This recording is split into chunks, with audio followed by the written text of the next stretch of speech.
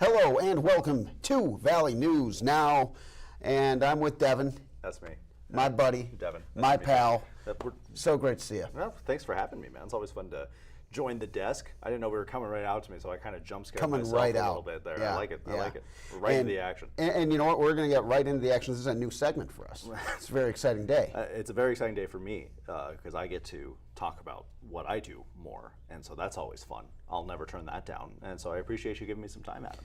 Well, as I told the caller who was upset that the basketball game was on at my previous employer, I love sports. There you go. And I do This is love fine. sports. And so now we get to talk about sports. We're going to spread the love a little bit. We're checking the score, if you will. Oh, there you go. That's the name of his new segment. That's the in case name you of couldn't our figure new out- segment. Our new segment. Yeah, our in case new you couldn't segment. figure out what he was doing there. Yeah. So we are checking the score, but what does that mean? That means that we're kind of looking at Wednesday's a perfect day for this. We have Monday and Tuesday, and really the weekend as well. Yep. And then you're kind of looking ahead for that Thursday and Friday. And if you're in the local sports grind in this market, you know that Wednesday's sometimes the lull. Sometimes you randomly got a Minnesota high school football game to get to.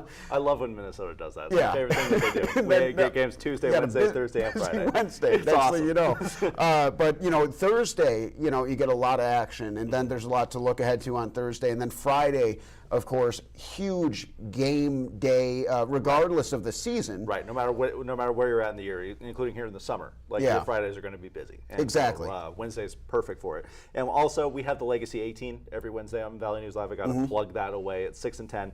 I'm hitting the golf course once again today, and so we have that to air. Right. And so I basically just want more to do. Well, it gives you a perfect opportunity for us to kind of look at what's gone on so far in the week of sports, what's coming up in the week of sports, and also to dive a little deeper into some of the goings on, if Right. you will. So that's what checking the score is. A little bit more than what I get to do during my minute and a half at 6 and my 2.5 minutes at 10, right? You can talk my ear off. All right, here we go. You sign yourself up for this, pal. Well, I'm really excited to talk about this first topic on this inaugural show because, this is a Bison town, Yes, right? yeah. And we've been kind of watching since that first introductory press conference, dare I say, going even far back, me and you kind of texting, talking about what's going on with the end of the Matt Entz era, and then we've quickly seen a new era ushered in, and now we're seeing just an explosion of recruits.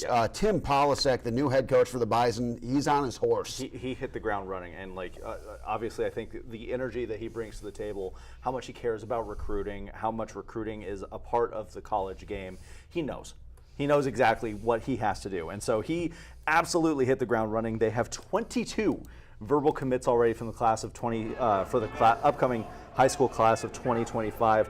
4 of those have been in just the past week, including this guy right here, Chase Brixis. He's one of 2 Twin Cities commits that they've gotten in the past week.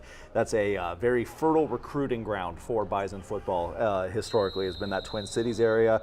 Chase Brixis and cornerback Khalif Brown coming out of Benilde St. Margaret's. There's Khalif. That is Khalif Brown right there. Yep, absolutely. I love another thing that I've got to do from all of this is show these kids incredible recruiting graphics. Yeah, I'm going to pause that one right here. This one's going real hard. That one is very good. But not only is he committed in Old English font. Committed. It looks like we're getting 3 of him too. So it's great news. Looks like we're looking at ye old commitments.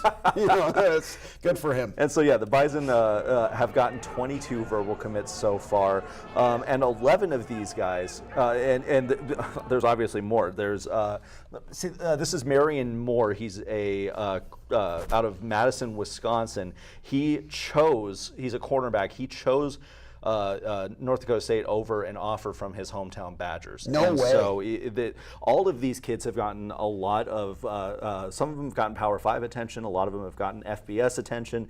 All of them seem to be getting recruited by all of the Missouri Valley teams, and so a lot of them are choosing North Dakota State. So Tim Polasek's efforts on the recruiting trail have certainly come through. Now, again, I want to emphasize these are verbal commits. Right. We do not know how many of these kids will come to campus.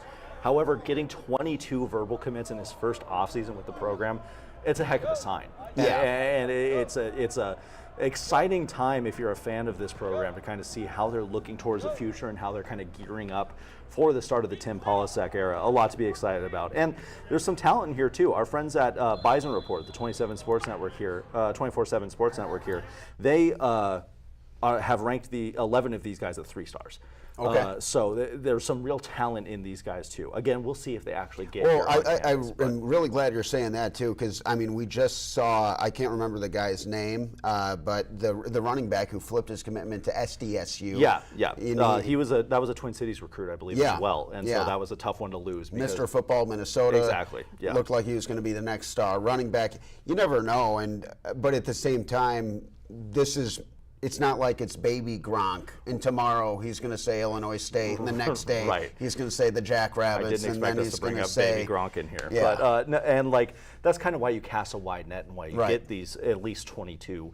So they might be done recruiting already by the 4th of July, which is crazy, but I mean it's a good sign for them. And you cast a wide net, you get as many commitments as you can, you see who comes on campus. These kids don't graduate until May of 2025. There's a lot of time here.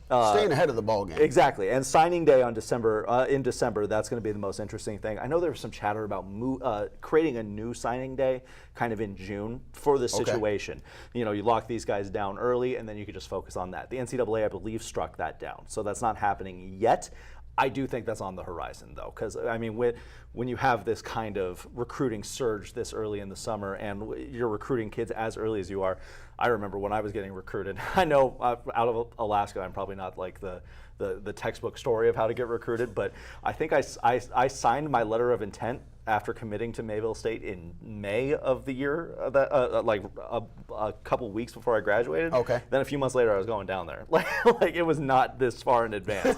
I wasn't even getting looks when I was a junior. I don't think anybody knew who I was. I had to mail out DVDs of my game film to coaches back then, so I don't know if they saw me. My cousin Donnie, who wound up playing at Milliken. I don't know if you're familiar with Milliken. No, but shout out. But yeah, he was getting looks at like Ohio State. Yeah, wow, You know, okay. for punter, Right. and he was one of the powerhouse program in Illinois. But anyway, wound up not doing the Buckeyes, and so next thing you know, my dad's mailing out VHSs to coaches. Uncle Bill had to step in, you know. And so, but it is evolving, and you know, it's not just VHS to DVD now. But when you look at the landscape and the way it's changed, recruiting. It's the Pandora's box has very much been opened, open. and it's never going to be the same again. And so it's like, it's a matter of being able to navigate the changes, to roll with the changes if you're an REO Speedwagon fan. And Coach Polasek has absolutely done that. Do you remember how crazy it was? It was just a few years ago, USC was offering a 7th grade quarterback, and everyone was like, wow, can you believe they're giving offers to 7th graders? Now I'm pretty sure if you're throwing out offers to 7th and 8th graders, you're probably behind the ball a little bit. I imagine they already have some. If you're a 7th offers under grader, the you belt. don't have an offer yet. I don't know what to tell you. No, you're doing great. And if you're a 7th grader watching this, you haven't got an offer yet, you have plenty of time, I promise. I swear. But anyway, no, North Dakota State currently killing it on the recruiting trail right now. We'll see how this translates to the fall, and we'll see how many of these kids end up on campus. But gosh, it's helped me a lot too, being able to stay busy in the off season because I have a different verbal commit to talk about almost every day, it seems. And this past month, most of these 22 commits have come through in the past month. Yeah, like it's a very exciting off season, if you could call it an off season. Well, you know, it's the off season, it's the on season for Polasek right now. Correct. And I think it's just very exciting because, like, if you're really thinking about just from a fan perspective, what do you want to see right now from the head coach? Well, this is literally it. Right, exactly. And we talked after his introductory press conference, you know, because we were both kind of on the train of like hire from within. Like we were both kind of talking about, we expected them to hire from within. They brought Polasek back to Fargo, and we were like, and then we heard him talk at that introductory press conference. I wanted to play for him. Yeah, I wish I had eligibility left. Yeah. Actually, I don't know how NAIA eligibility translates to NCAA. If I have some years left, I might be committing today, but we'll see. Go get a physical. Go make sure your knees are ready for it. I don't think I can pass. We're not. Never mind. We're done. Can't pass that. See, that was a good brainstorming session we had. That was fun. I thought my college career was continuing. I was really excited. Now it's over. Well, before it even there's always the flag football Yeah, catch me on the flag football field. If you see me on a flag football field, please ask me if I'm okay, because I'm not. And if you see him, then you got to catch him. Yeah, it won't be hard. You got wheels? I want you to just think about that. I don't know. Maybe you're really fast. I'm an offensive lineman, which means I have hands. I can catch anything. Okay. I can't get down the field. Okay. You know how it goes. You could be a useful possession tight end in flag. Yeah, or they'll make me play guard. Oh, yeah. Interesting. I'll play center. I'll snap it. Okay. In a 7-on-7 situation. I played center for most of my career. Okay. And they would make you go out there for 7-on-7s and just snap. Oh, geez. It was the worst. And then you just stand there. Yeah, yeah. And snaps flag centers can go out for routes, and that's kind of fun. And then my line coach, AKA my dad, was standing there critiquing every snap that I did. Most of them weren't good. Well. Yeah. I don't miss playing center. Guard's fun. Okay. Hey, we're still in the air. Yeah. Anyway, enough about that. Let's get into a little bit of baseball. Red Hawks. What are they? Game. I want to say 47 last night. It's something to that effect. They are deep into the year. We're just a couple weeks away from the All-Star game. They're set to announce the All-Star rosters next Tuesday, but the Red Hawks have had an interesting up and down stretch as of late. This is their game against Chicago on Sunday that they ended up losing. They haven't strung together 2 wins in a row in quite some time. If you remember their series down in Kansas City, that was the last time they got 2 wins in a row. And so it's been, and they lost back-to-back series against Cleburne and then Chicago. Nate, I know you're listening to this, so you can fact check me, but I believe that's the first time they've dropped back-to-back series this year. So it's just an interesting time. There's some lineup situations going on with them right now. Dylan Thomas is banged up, as Chris Coast said. But he did tell us post-game that he's looking to get back in the lineup. It's nothing soon. serious. Right. He was actually, he pinch ran in one of these games. Saturday and Sunday. Correct. And then he was also acting first base coach in their first couple games down in Lincoln this week. So, I mean, he's out there. He's just got to get back to 100%. And you don't want to burn these guys out. It's a long year. They're still second in the West. They're fine. I want to make that abundantly clear. It's a war of attrition, Red Hawks are fine. Frankly. Yes. You know what I mean? It's like how, especially this time of year, and we look at last year, how dinged up they were with injuries. Right. They're healthier, not completely healthy, but healthier this year. Yep. You know, you get Alcantara back, hopefully from the Mexican League after that. So that's assuming he pulls what Dylan Thomas did last year, where he was down in the Mexican League and then came back. Maybe it's wishful thinking for me. Exactly. Honestly. No, I'm with you. I'm with you. Like, yeah, that would be huge. But the thing is, like, you never know what's going to happen. We had Scott Schreiber come in. Oh yeah, out of last nowhere. year. You know, so like, well, and they'll Marcus be looking to make moves. Marcus Chu, the newest Red Hawk. He had a couple RBI yesterday in Lincoln. He's got some hits together. Getting on base. Exactly, which is all you want at this point. But no, they've had different guys step up throughout the year. CJ Valdez was one of them, came out of nowhere. Marcus Chu now the newest guy in there. So I mean, they're getting these guys to fill in. They had Caden Schwabe for a game. Well, speaking of Schwabe, Peter Brookshaw is having a really, really nice year, showing off the power. Peter Brookshaw has been solid, and it's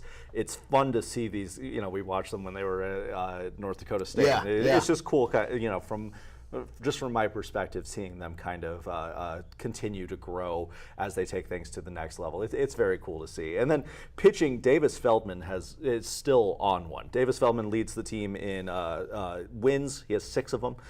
He has 41 strikeouts. That's the team leading there. And he's second in ERA, I believe, behind Jake Dykoff.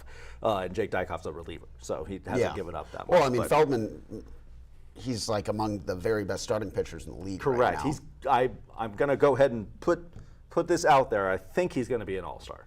He's got. I realize that's not the craziest prediction, but I didn't want to say he's going to be an all-star and then be wrong. But that's your prophecy. Yeah, that's I'm not a big predictions guy, but the one of the better pitchers in the league being an all-star, I feel like it's a pretty safe bet. Yeah, that's pretty conservative guess. He hasn't been called back up to the Blue Jays organization yet, which is a massive. Which is also a good indication that he's going to be an all-star. That he was on the Blue Jays. Yeah, last exactly. Year. So Davis Feldman's probably going to be an all-star. As far as offensively, Evan Alexander should be. He's had an all-star caliber year.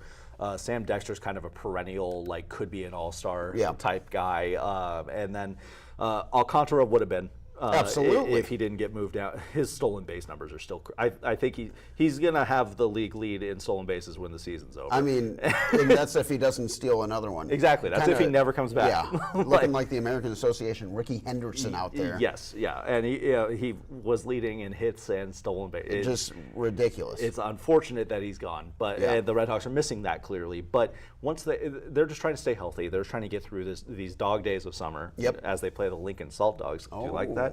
Well done. And then just kind of gear up for a championship push. And we've seen it every year. It seems like the Red Hawks have a little bit of a lull, and then when the championship season comes around, they just take it to another gear. Well, it's also just really interesting looking at the big picture of the league this year. Kansas City, they've had to forfeit some wins. Right, yeah. You know, like, so they're probably a better baseball team than their record is showing. Because they can't play on their home field. Yeah. It falls apart every time it rains down there. The defending champs are kind of, I don't want to say in trouble, but they've had a rough year. Normally they're a lot more intimidating. Well, it's the same with Milwaukee and Chicago. Normally, they're I think the East leaders are Kane County and Cleburne right now. Yeah, it's and then Sioux City. You know, it's just kind of an upside down year. The Red Hawks right where they seem to always be, though, near the top. Sioux Falls is heating up something crazy. Sioux Falls is going to be a problem towards the end of the I'm season. sorry, Sioux Falls. Yeah, no. I knew what you meant. Wrong Sioux. No,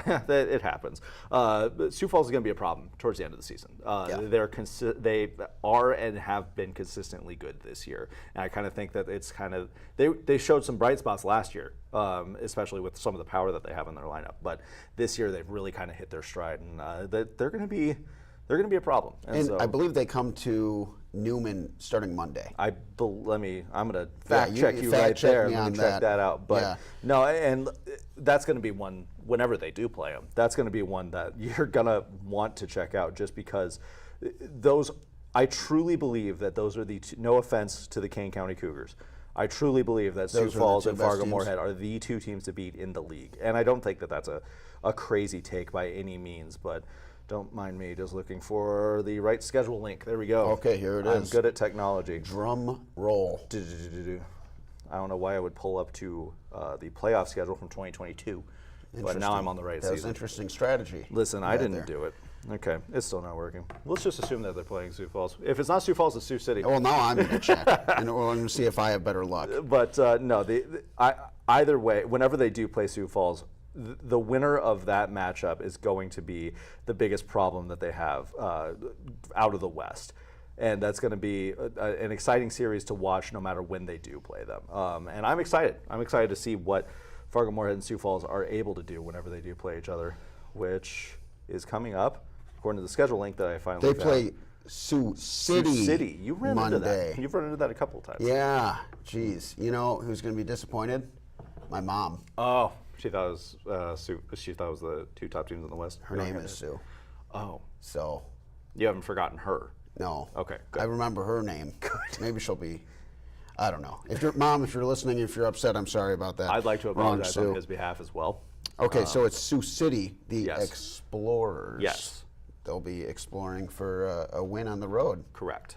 But I don't think that's going to happen. At least not a series win. It's always tough games between Sioux City and Fargo-Moorhead. They've become kind of a thorn in the Red Hawks' side over the past couple seasons, actually. That's been growing and growing. But then on the road against Milwaukee, come back home, fun series. You got the KCs back-to-back. Yes. 4-game stretch against Kane County, followed by 3 in a row against Kansas City, and that brings us to the All-Star break, July 22nd. And that's always a kind of exciting time for me because I get to report on the guys from the FM Red Hawks that are in the All-Star game. But that means that there is also not a game at Newman Outdoor Field for about 5 days at least. So that's what I always run into, which that just reminded me, the Red Hawks are playing right now. So we're going to get a live score update. Let's do it. Checking the score. Fargo-Moorhead against checking, Lincoln. on checking the checking score. Checking the score. Oh, did that game go final? Awkward. Anyway. Checking the final. Checking the final. But anyway, that's that's what kind of where the Red Hawks are at right now. Just trying to get over a bit of a curve here. Fargo-Moorhead did defeat Lincoln 5-2 the final. from Nebraska. The Red Hawks have a series win. There it is. So there goes everything that I was talking about over the past few minutes here. Thanks for tuning in anyway. Well, that's not the only exciting baseball we got going on, too. Absolutely not. No, we are hip deep into baseball season. Legion baseball taking front and center stage now. The teams are kind of hitting their stride as where they're at in the year. They're done playing these weird tournaments wherever they may go, South Dakota, Nebraska, all of those places. We got our own tournament here at home this weekend, and the Post 400 Stars put on a show over the weekend, and they've had kind of an up and down year, but they were dominant in the Jim Peterson tournament. They outscored opponents 28-7 over the weekend, ended up beating Brookings in that title game of the Jim Peterson tournament. It was a mostly Metro Final Four. It was Post 2, Post 400, West Fargo, and then that Brookings team. Post 400 defeating West Fargo to advance, and then defeating Brookings in that title game. Post 2 falling to Brookings in that title game. That was only the second loss of the year for Post 2. They've had their second and third losses of the season all within the last few days. They played in Bismarck yesterday as well. Lost game 1 of that matchup, won game 2. So they had a split there, but that was only their third loss of the year. So Post 2 is still kind of the force that we expect them to be. They just hit kind of a couple snags over the past couple games here. And so we'll see how they bounce back from those. I did want a quick plug for on Friday night, day after 4th of July. If you're sitting at home, you're done with fireworks, you've eaten too many hot dogs, you can't move, you flip on Valley News Live. Eric Moon, our new weekend sports anchor here, he went and caught up with the Liningers earlier this week. Adam and Jordan Leininger, forces. Absolutely. In like everything. Exactly. And that's kind of the crux of it. They've won high school state football championships. They won a high school baseball championship this past year. They won the Legion state title last year. They're trying to go out on top. Yeah. One more championship under their belts.